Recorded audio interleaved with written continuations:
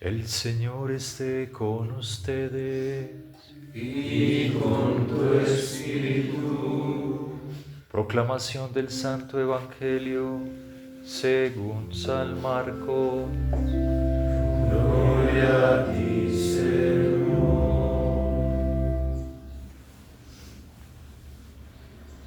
En aquellos días vio Jesús que lo seguía mucha gente y no tenían qué comer.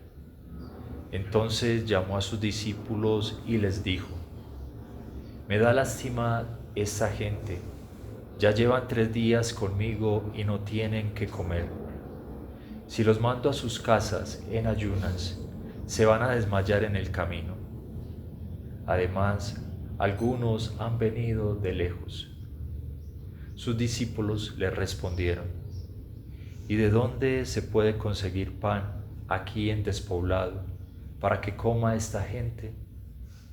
Él les preguntó: ¿Cuántos panes tienen? Ellos le contestaron: 7. Jesús mandó a la gente que se sentara en el suelo. Tomó los 7 panes, pronunció la acción de gracias, los partió y se los fue dando a sus discípulos para que los distribuyeran. Y ellos los fueron distribuyendo entre la gente. Tenían además unos cuantos pescados. Jesús los bendijo también y mandó que los distribuyeran. La gente comió hasta quedar satisfecha y todavía se recogieron 7 canastos de sobra. Eran unos 4.000. Jesús los despidió y luego se embarcó con sus discípulos y llegó a la región de Dalmanuta. Palabra del Señor. Gloria a ti, Señor Jesús.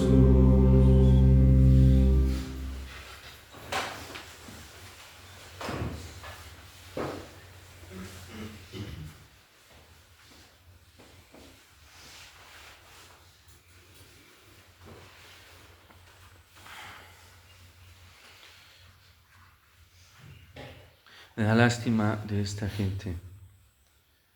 Ya llevan 3 días conmigo y no tienen qué comer. Si los mando a sus casas en ayunas, se van a desmayar por el camino. Además, algunos han venido de lejos. No es para menos este sentimiento del Señor. Y más que lástima, es compasión. Compadecer. Compadecer significa padecer con el otro, sentir lo que siente el otro, sufrir su mismo sufrimiento, llorar sus mismas lágrimas, acoger su misma condición desgraciada, su misma condición herida, acoger su misma condición lastimada, su misma condición arrastrada, su misma condición inclinada. Eso es compadecer. Y es lo que comienza a sentir Dios después del pecado de nuestros primeros padres. A compadecer. Más que una sentencia de Dios, es una sentencia de la misma verdad, de la misma justicia a nuestros primeros padres. Y es que cómo queda esta multitud que ha recibido el pecado original y sus consecuencias por propagación, por la primera falta de nuestros primeros padres. Esta naturaleza humana, antes del bautismo, hay que hacer esa aclaración, antes del bautismo, antes de la gracia abundante de Dios, esta naturaleza humana quedó corrompida. Esta naturaleza humana quedó dañada. Esta naturaleza humana, aunque no quedó destruida, quedó profundamente lastimada. Le dice a Eva: tus dolores se multiplicarán como tú no te lo imagines. Es una lectura que Dios está haciendo de una verdad por un error que ellos han cometido. No es que Dios macabramente esté multiplicándole los dolores, porque no está en su proyecto divino, no hace parte de su designio amoroso. Es su responsabilidad, es su acción, es su desobediencia, es el haber escogido lo que escogió que trae eso como consecuencia, por no haber confiado y por haber desobedecido al Señor. Y ayer decíamos que en qué consistió esa desconfianza y en qué consistió esa desobediencia, en ponerse a escuchar otra voz y en ponerse a dejarse orientar por sus propios criterios. ¿Qué daño tan grande nos hacemos nosotros cuando de manera impulsiva, instintiva, impaciente, nos vamos dejando llevar de otras voces y nos vamos dejando llevar de nuestros propios criterios y vamos deduciendo las cosas a partir de lo que nosotros pensamos, de lo que nosotros sentimos, de lo que a nosotros nos parece de manera afanosa? Esta multitud está cansada, está agobiada, está desesperada, andan como ovejas que no tienen pastor porque se han alimentado demasiado, se han engordado demasiado con un alimento que nunca debieron comer. Sus propios criterios, sus propias decisiones, el criterio del consenso, de la mayoría, que es donde está precisamente el criterio del demonio. Ya no es Dios el punto de partida, ya no es Dios el criterio, y por eso esta multitud está así. Es la misma multitud de la humanidad. Y en el fondo con apariencias, muchos de estar obedeciendo al Señor, de estar siguiendo al Señor, de estar escuchándolo a Él. Digo apariencias porque cuando no es real, cuando no es Dios, cuando son otras cosas las que nos seducen rápida, instintivamente, pues podemos experimentar el fruto de eso, que queda en el corazón: desespero, amargura, tristeza, miedo, como el que le quedó hoy a nuestros primeros padres. Se escondían de Dios. Y quien se esconde de Dios busca refugio en otro lugar.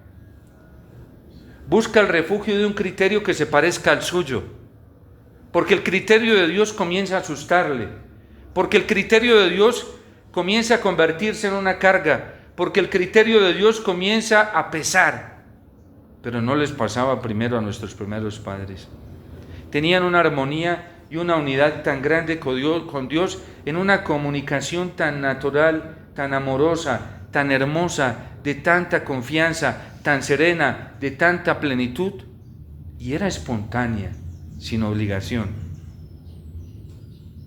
Es que cuando Dios es la preferencia del corazón, como lo está cantando hoy el salmista, cuando Dios se vuelve la preferencia del corazón, podemos decirle con toda serenidad y alegría: tú, Señor, has sido mi refugio, tú has sido nuestro refugio.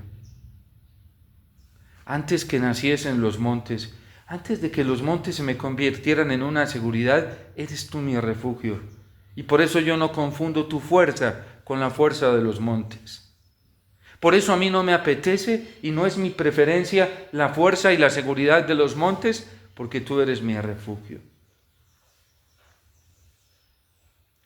En algún momento de la vida yo estaba muy fatigado, cansado, y estaba en un lugar solo, de un silencio impactante. Y yo le vi un suspiro del corazón y le dije: Señor, qué descanso. Un lugar así es el que yo necesito para estar descansando. Y sentí que me interrumpió un impulso interior y me dijo: tú no necesitas esto. Tú me necesitas a mí, porque yo soy tu descanso. A veces confundimos. Yo estaba confundiendo el descanso que estaba sintiendo con ese lugar. Y el Señor me interrumpió y me dijo: no me confundas a mí con esto, que esto es solo un pálido reflejo de lo que yo soy. No te entretengas. Es lo que San Pablo le dice a los Corintios en su segunda carta, en el capítulo 11, dice: tengo celos de ustedes, porque temo que como la serpiente sedujo a Eva, así ustedes se dejen seducir y confundir por estos falsos maestros, por estos falsos apóstoles, por estos falsos profetas, que les están predicando y anunciando un evangelio diferente al que yo les anuncié. ¿Y cuál fue el evangelio de San Pablo? Este mismo que estamos escuchando hoy. ¿Quién es el único de saciar capaz? ¿Quién es el único que tiene la capacidad de saciar a la multitud con unos cuantos panes y unos cuantos peces?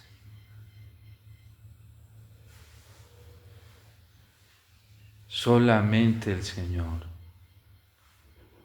No nos entretengamos en otras cosas que no tienen importancia. Es el Señor, no es otro alimento. ¿Cómo es posible que de manera tan ignorante, ciega y aturdida nosotros vayamos poniendo la ilusión en comida chatarra? Y digo en todo el sentido de la palabra, tanto en el orden material como en el orden espiritual. Como si el alimento material fuese el que nos fuese a nutrir. Como si cualquier otro alimento que no es Jesús, o que incluso puede tener apariencia de Jesús, nos fuese a nutrir. Cuidado, porque así como la serpiente engañó a Eva, nos puede engañar a nosotros. Por lo menos los discípulos son honestos y realistas. ¿Y qué es esto, Señor, para alimentar una multitud como esta? Por lo menos van bien. Y saben que nada de lo que se tiene en esta tierra es suficiente para alimentar a una multitud como esta. ¿Cuánto daño nos hacemos los evangelizadores, los que dirigimos almas, acompañamos almas, queremos ayudar a las almas, queremos saciar a las almas, cuando nos creemos nosotros mismos y creemos que son los alimentos temporales y superficiales los que van a saciar a la multitud? Pero Cristo toma esa fragilidad, esa debilidad, esa incapacidad, esa acumulación de culpas, que es pura miseria. La miseria está compuesto de eso, de una multitud pecadora, llena de fragilidades, llena de culpas, llena de heridas. Es esa naturaleza humana que se corrompió con la desobediencia y la desconfianza. ¿Y qué hace Jesús? La recoge. ¿Y dónde la recoge? Todos los días en la Eucaristía. ¿Qué le presentamos nosotros en el altar al Señor? En ese pan y en ese vino, le presentamos a la multitud. Y cada que lo hacemos de manera consciente, que somos conscientes de que no solamente nos estamos presentando nosotros como bautizados, sino que también estamos presentando a toda una multitud que se llama humanidad, entonces nos estamos convirtiendo en verdaderos servidores del Señor, verdaderos evangelizadores. Nos estamos convirtiendo en verdaderos ayudadores de la multitud. Y en ese pan y en ese vino nos enseña la Iglesia y la liturgia, acogiendo la tradición bíblica, recogemos toda la creación. Hasta los pobres animalitos que hoy tienen que estar sometidos al desorden humano. ¿Cuánto sufren hoy los gaticos, que no los dejan ser libres como gaticos a muchos y los han domesticado y los quieren convertir en hijos? ¿Ustedes creen que un gato se siente muy bien cuando alguien le corrompe su naturaleza propia de gato y lo quiere tratar como un niño? No se siente bien. Deje a ese pobre animalito libre siendo lo que él quiere ser para que vean cómo se siente de pleno.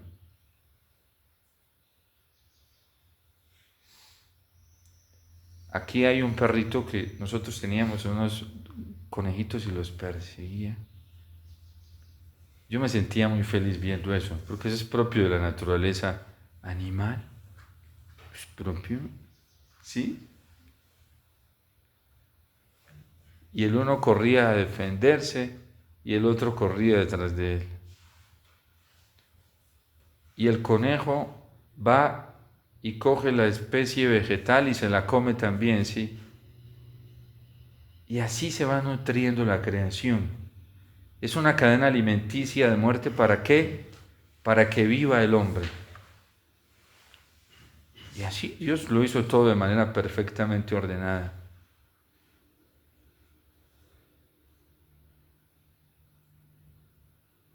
Estos días a mí, que fui a un lugar a predicar, pues me tenían un almuerzo preparado de cordero tierno. Y ese almuerzo estaba delicioso. Delicioso. Cuando me contaron cómo habían matado al pobre corderito por allá, como que, quién sabe si yo me hubiera comido esa carne, ¿sí? Cogen al pobre animal. Además me fueron a mostrar el cultivo de corderitos y fui y los ve blanquitos, hermosos. Había unos chiquiticos, mansos como ellos. Es una cosa bellísima. Cuando me cuentan, mientras estaba mirando esos pobres animalitos, me dicen, padre, ¿sabe cómo lo mataron? Mire, lo cogieron de las paticas de las manos, le amarraron las paticas, quedó la cabecita hacia abajo, y el verdugo le fue tanteando donde tenía la vena aorta por el cuellito, y él tranquilito ahí. Y el verdugo con ese cuchillo bien afilado, y el corderito ni se inmutaba. Y apenas le cogió la vena aorta, se la cortó, y sale un chorro de sangre, y el corderito ni se inmutaba. Nada, como si pensara que estaban jugando con él. Con razón, ahí fui donde comprendí un poco el texto de Isaías de Jesús cuando dice, como cordero manso llevado al matadero, no abría la boca, no se defendía. Y en la Eucaristía se convierte esa creación que es una ofrenda, es Cristo mismo, que recoge a toda la humanidad, que se compadece, recoge la humanidad herida, pecadora, dañada, afectada, hambrienta. Cristo la recoge en su naturaleza humana, la recoge en la Eucaristía. Y en realidad no eran 5 panes y 2 peces, es un signo de lo que hace Cristo. Y por eso, dando gracias al Padre, Él se ofrece en esos momentos para que el Padre pueda alimentar toda una multitud, y eso se vive en la Eucaristía. La Eucaristía, de todos los remedios que el Padre nos ha dado, es el remedio más pleno. No es que los otros sean imperfectos, pero es el más pleno. Es donde Dios se da todo, todito sin reserva. Y es donde nos demuestra lo que Él como un Padre amoroso es capaz de hacer. Porque Él no es un Padre indiferente. ¿Qué hace la persona indiferente? Ve al que está sufriendo y dice, ay, pobrecito, qué pesar. Ojalá pueda salir de ese problema. Incluso hasta se le acerca y le toca el hombrito y le dice, ojalá salgas algún día de ese problema. Dios Padre no. Se acerca, mira, contempla y se mete. Él se inventó el misterio admirable de la encarnación para meterse en nuestra humanidad. Eso fue lo que hizo Él. Claro, lo hace su Hijo, pero en el Hijo está toda la Trinidad. Ellos operan conjuntamente, cada uno a su manera. Dios como Padre, Jesús como Hijo y el Espíritu Santo como santificador, como acción de la redención. Son los tres. La Trinidad no es indiferente.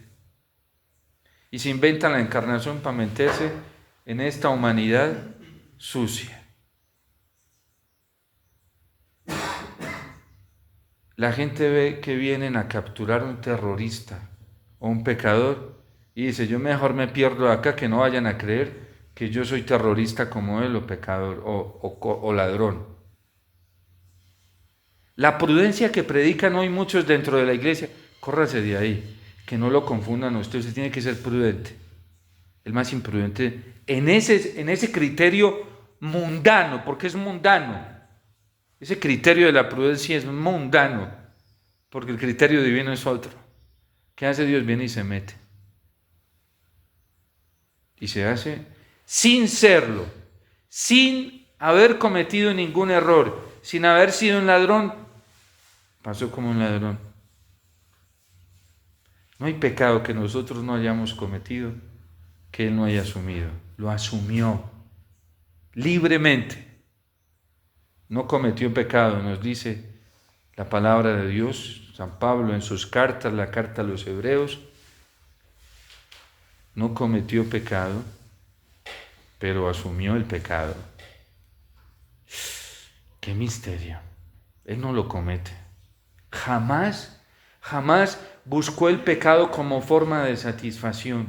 Y eso es comida chatarra. Lutero dejó a esta multitud en un agobio muy grande. Y hoy muchos en la iglesia, sin darse cuenta, son más luteranos que quién sabe, que hasta sacerdotes y obispos. Lutero dijo que esta naturaleza corrompida no tenía solución, por lo menos en esta vida, que la solución venía después de la muerte y que solamente los elegidos eran salvados. ¿Y quiénes son los elegidos? Los que piensen como él piensa. Esos son los elegidos. Entonces todos los que terminen en ese grupo de los que piensan como él piensa pueden seguir pecando, no hay problema que sigan pecando. Porque para Lutero esta naturaleza corrompida, inclinada al pecado, no tiene solución en esta tierra. Lo importante es que esté en el grupo de los elegidos y ya, cuando se muera, va a llegar al paraíso, va a llegar a la felicidad sin hacer esfuerzo. Solamente con que esté en el grupo ahí de los elegidos, con eso es suficiente. Y si pecas y caes, no hay problema. Lo importante es que estés adentro. Hay movimientos laicales dentro de la iglesia que piensan así. Y le dicen a la gente, vea, estás cayendo en esto, no hay problema. Lo importante es que estés aquí con nosotros, ¿sí? Eso es lo importante. Porque a esos la Virgen ya les dio el triunfo. Todos los que estén aquí adentro son los elegidos. Son los apóstoles de los últimos tiempos, para que lo sepan, ¿sí? Los que estén adentro y hagan lo que nosotros hacemos. Apóstoles de los últimos tiempos, ¿sí? Somos los elegidos. Así dejó Lutero a muchos hoy dentro de la iglesia y fuera de ella. Es tan impactante que en Alemania hasta obispos y luteranos entiendan en tantas cosas. Eso es impactante. Calvino, que fue el otro extremo, Pelagio, que fue el otro extremo en orden al pecado original, dijo, la solución es sencilla, cada uno es capaz. En nuestra naturaleza humana está la solución para todo. Es un voluntarismo. Entonces, todo lo que sea naturalmente bueno, eso soluciona el problema del pecado original. Entonces aquí entran los que consideran la psicología como un valor absoluto. Lo importante es que utilices estas terapias psicológicas y te sirven, y ya con esto. Meditaciones, yoga, todas estas cosas que están centradas en la fuerza humana, racionalismo, todo esto. Porque la salvación para esta naturaleza corrompida se encuentra en la naturaleza humana. Progreso económico. Usted progresa económicamente, el éxito económico, y ahí está la salvación. Es todo lo que sea natural. ¿Y qué nos dijo la iglesia? La iglesia católica santa dijo, ni allá ni acá. Unos buscan refugio en el pecado y por eso no hay problema que sigas pecando porque te vas a salvar. Hay sacerdotes dentro de la iglesia que no solamente piensan esto, sino que lo enseñan. Porque Dios es de tanta misericordia que así estés en el pecado te salvas. Puro luteranismo ahí, en todos los niveles. Obispos que predican misericordia y compasión, y no importa que estés en el pecado, Dios te entiende. Dios te entiende. Dios lo tolera, como en Colombia en las elecciones, ¿sí? Todos los que promovieron el mal menor era eso. Para que ustedes se den cuenta cómo son estos superapóstoles de los últimos tiempos. Es que el mal se puede cuando se trata de defender la vida de muchos. El aborto, como lo proponía Rodolfo Hernández, es una propuesta en legítima defensa, es un poquito, para que no perezca toda la nación. El criterio cristiano es diferente. Es necesario, sí, que padezca Cristo o que padezcamos cualquiera de nosotros, con tal de que no perezcan todos. Es un sacrificio voluntario. Pero ¿cómo estamos hoy? Para que ustedes se den cuenta cómo el demonio está engañando y está seduciendo a muchos dentro de la iglesia. Nuestra única alternativa, la única, se llama Jesús. Y es la obediencia absoluta, radical a Él, la que a nosotros nos va a salvar. De resto, esta multitud quedó saciada porque se ajustó a los criterios de Cristo. Si ustedes y yo no nos ajustamos radicalmente a los criterios de Cristo, ni soñemos, ni nos ilusionemos creyendo que somos cristianos. Somos un disfraz, pero no el Cristo real. Y recuerden que Satanás, para poder engañar, tiene que vestirse de Cristo. Se viste de Cristo. De lo contrario, no sería capaz. No tiene. Ese pobre está arrastrado por el polvo. Está arrastrado por tierra. Polvo comerás, te arrastrarás. Es un arrastrado. Lo único que puede hacer es engañarnos. Y tiene esas capacidades. Santo Tomás de Aquino, cuando explica la naturaleza de los ángeles, tiene un tratado que se llama el Tratado de los Ángeles. En la Suma Teológica habla cómo estos seres, ¿sí?, que Dios creó en el mundo invisible, tienen una capacidad de aparentar. Satanás tiene la capacidad de hacerte aparentar. Al Padre Pío se le vestía de superior. ¿Cómo lo hacía? Él tiene esa habilidad. ¿Y cómo lo identificaba el Padre Pío? Como el Padre Pío conocía la palabra de Dios, era muy fácil. Comenzaba a dialogar desde la palabra de Dios y Satanás intentaba engañarlo con la misma palabra de Dios y por allá se lo pillaba el Padre Pío. Los santos eran así. Tenían un conocimiento tan claro de la palabra de Dios que en cualquier cosita se lo pillaban. Y como el diablo es especialista en esconder su mentira en 99 verdades, es especialista. Él se tiene que valer de la verdad para meter su mentira. Y tiene la habilidad de coger 99, pero el 100% no es completo. Por eso la iglesia, cuando habla en el catecismo de la Iglesia Católica de las fuentes de la moralidad para conocer si un acto es bueno o es malo, nos dice que tanto el objeto, el fin y las circunstancias tienen que ser buenos, porque si uno es malo, todo el acto es malo. Entonces, yo voy a ayunar. ¿Y para qué vas a ayunar? Para que me vean. Pero pues yo voy a decirle a la gente que es por amor a Dios. Pero en el fondo allá, dentro, qué rico que se den cuenta que yo ayuno. Y ese fin se corrompió. No sirve. Bueno, te sirve para perderte. Y para crecer en vanidad. Yo voy a ir a misa. ¿Para qué vas a ir a misa? Para que me vean. No, yo le voy a decir a la gente que es porque amo a Dios con todo mi corazón. Pero tengo que ir, a mí no es que me guste mucho. Y en la verdad es que yo no siento que tenga necesidad de ir a la misa. Yo tengo necesidad de hacer trabajos en el día, de hacer esto, de hacer estos otros apostolados, de hacer esto otro. Eso sí tengo necesidad. Y de hecho me la paso toda la Eucaristía pensando en eso.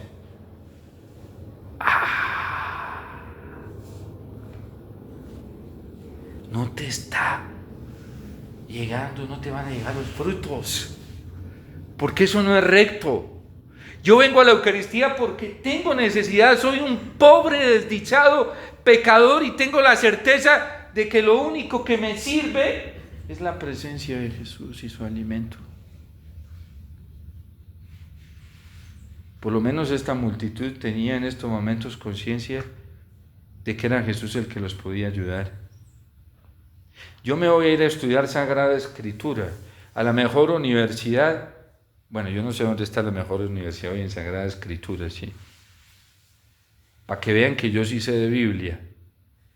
Y para demostrarles, para que tenga peso mi criterio, porque si tengo algunos títulos, pues va a tener peso, sí.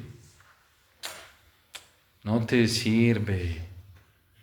En la iglesia no se estudia teología para eso. Es para conocer, comprender y profundizar y enamorarnos más del misterio de Dios. Y una vez yo me enamore, logre que otros se enamoren. Es seductor, Satanás es seductor, es espantoso. Y la mejor forma de descubrirlo es deteniéndonos en la persona de Jesús. El verdadero Cristo obra como el Jesús del Evangelio, que tenemos acá en el Evangelio. El verdadero Cristo habla como el Cristo del Evangelio. El verdadero Cristo tiene las mismas actitudes que las del Evangelio, es igualitico. Hoy, el de ayer y lo será para siempre. Dice la carta a los Hebreos, no es distinto. El falso hoy no corrige. El anticristo no corrige, es dulce, tierno, todo el tiempo. Sí. En nuestras constituciones, para los superiores, dicen que la virtud de un superior, de alguien que forma, está en saber mezclar dulzura y severidad. Hay que saber mezclar esas dos cosas. Porque el dulce también le toca ser severo. Una mamá me dice, padre, yo me quedé impresionado porque ella es un terrón de dulzura, es una mujer muy dulce, muy tierna en todo, hasta en su modo de obrar. Y entonces me dice, padre, es que usted como papá también tiene que ponerse así a veces cuando se ponen las homilías. Eso es propio de un papá que ama. Y le dije, ¿tú por qué me dices eso? Pues padre, sencillo, porque yo a mis hijos los amo, pero a veces me les pongo bravo. ¿Y usted se les pone bravo? Claro, padre, hay veces me les toca poner, porque se obstinan.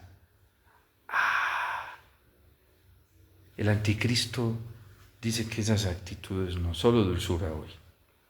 Solo dulzura y nada más que dulzura, y solo ternura y nada más que ternura, porque solo existe ternura.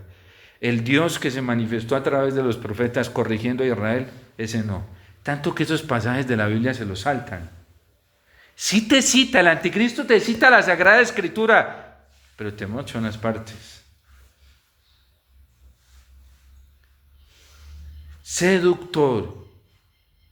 Pero Satanás es puro polvo.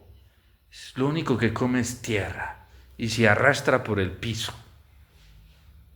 ¿Y saben qué es lo más hermoso? Que el Señor en este protoevangelio, Génesis 3, del 9 al 15, nos dejó todo clarito. ¿Qué le dijo a la mujer? La forma de redención que tienes es que acojas los dolores. Acógelos. Eso le está diciendo el Señor.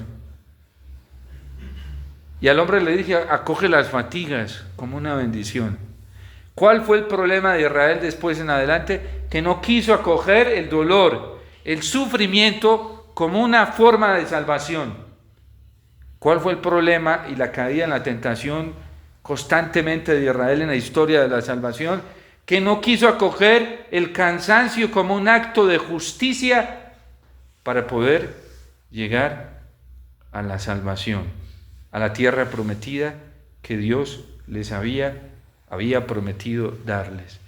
Ojo, hermanitos, que en la vida cristiana, cuando vamos a intentarnos deshacernos del sufrimiento y buscar lugares donde no haya tanto sufrimiento, donde todo sea, ojo, que por ahí es peligroso. Y ojo, que el sufrimiento tampoco lo busca uno, ni lo diseña uno. Ojo que también Satanás por ahí. Eso viene como consecuencia de seguir al Señor. Eso viene como consecuencia de buscar la fidelidad al Señor. Viene solito. Ese es el de Dios, no el que uno busca.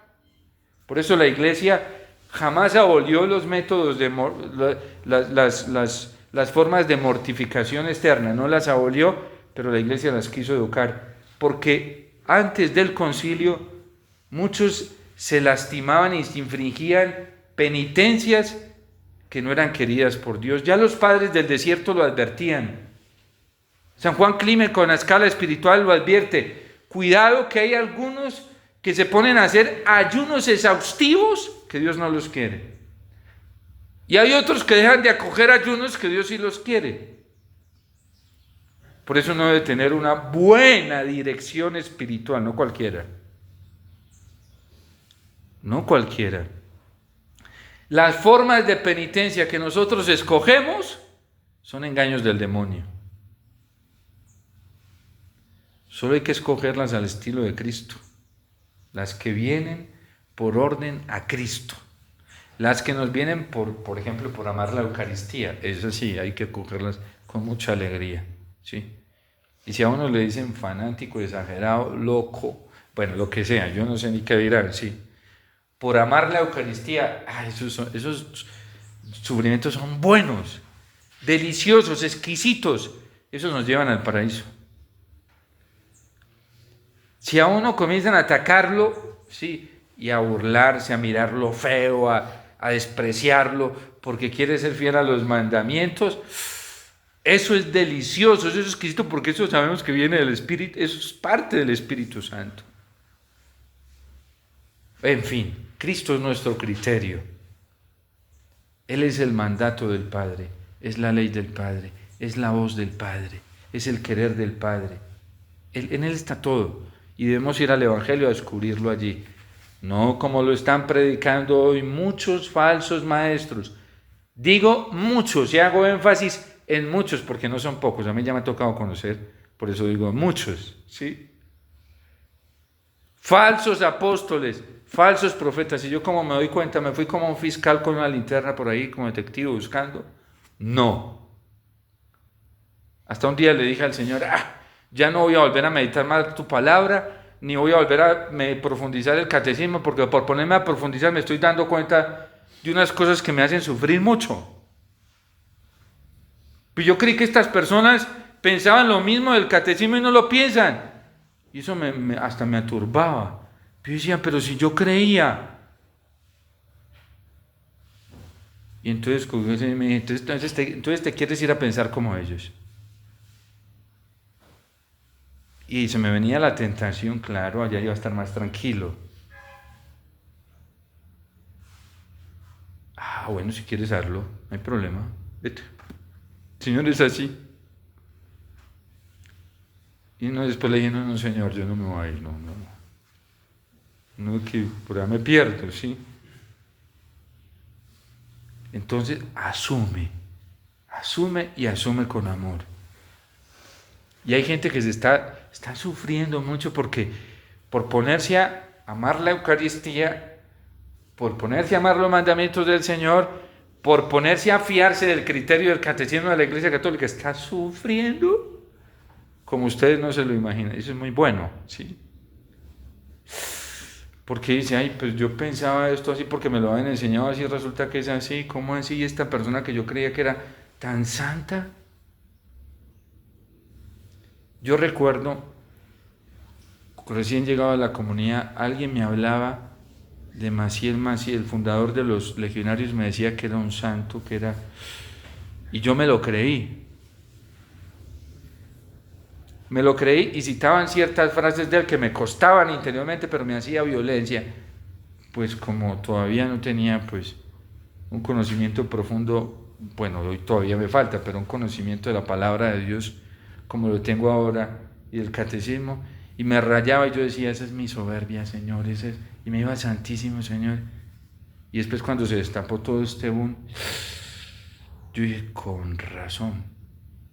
Y resulta que San Luis María Griñón de Montfort dice una cosa muy linda, que todos los consagrados que son fieles a la Virgen, los fieles, o por lo menos luchan por la fidelidad, ella les hará sentir de manera sobrenatural por donde no están bien las cosas. Un consagrado a la Virgen que caiga en el pecado es un apóstata de la consagración, es un falso devoto, que se está arrastrando con el demonio. Así se ponga medalla y camiseta, así se vista de seda se quedará vestido. Porque el verdadero consagrado a la Virgen es fiel y prefiere morir antes que cometer un pecado mortal. Ese es el verdadero devoto. Prefiere perder a todo el mundo antes que fallarle a la Virgen. Prefiere quedarse solo sin hermanos, hermanas, amigos, amigas en este mundo antes que serle infiel a la Virgen. Prefiere echarse encima a todo el mundo como Santa Bernardita, que hasta su propia superiora se la echó encima, antes que serle infiel a la Virgen.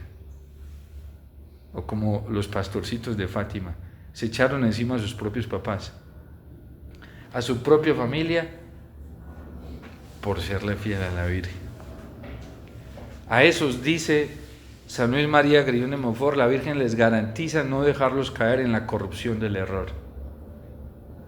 Y nosotros tenemos que luchar por serle fieles a la Virgen. Fieles, lo que ella nos diga. Madrecita, lo que tú nos digas, para donde tú nos despaches. Y ella sonriendo nos va a despachar para la Eucaristía. Eso es lo que va a hacer. Ella no va a hacer otra cosa, porque le encanta atraparnos a todos para meternos en Jesús. Yo le decía un día a Jesús, usted tuvo que utilizar a la Virgen para embobarme y seducirme, porque quién sabe si hubiera sido tan fácil. La Virgen nos seduce con esa ternura de madre, y cuando nos tiene así atrapados, nos manda o tenemos que estar a los pies de Jesús, como esta multitud, para que nos saciemos del Señor. Que todo esto que hemos estado escuchando estos días en la palabra del Señor a nosotros nos lleve a tomar conciencia de lo vulnerables que somos, de lo necesitados del Señor y sobre todo la necesidad tan grande de alimentarnos de la Eucaristía. El Concilio Vaticano II, en a Sacrosanctum Concilium, nos dice que ella es el verdadero alimento que nosotros necesitamos. Y el concilio nos dijo que este alimento quita el pecado del mundo, que este alimento nos purifica, que este alimento nos santifica y que este alimento nos provee todas las fuerzas necesarias para no volver a caer.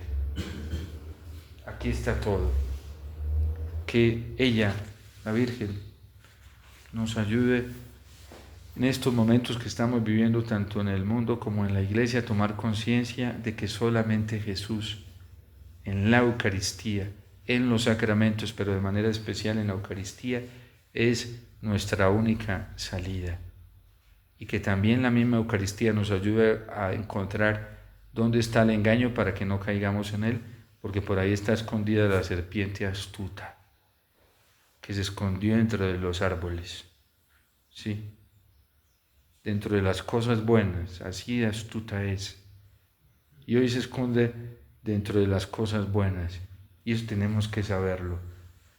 No todo el que se presente, el que diga Señor, Señor, entrará en el reino de los cielos. No todo el que predique al Señor hoy y haga milagros y tenga poder exorcístico de liberación y todo eso, entrará en el reino de los cielos.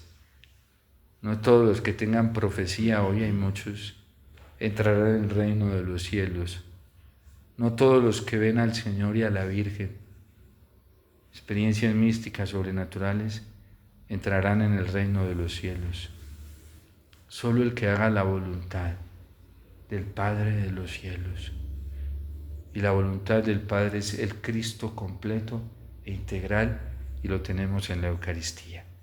Por eso terminar fuera de la Eucaristía es lo más fatal, que nuestro corazón termine seco, frío, tibio, por la Eucaristía, indiferente, es lo más fatal que nos puede pasar.